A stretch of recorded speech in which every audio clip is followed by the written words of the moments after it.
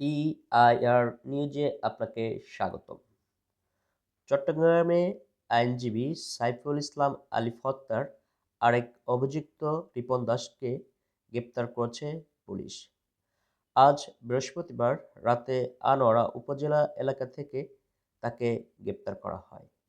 বিষয়টি নিশ্চিত করেছেন নগর পুলিশের অতিরিক্ত উপকমিশনার কাজী মোহাম্মদ তারেক আজিজ।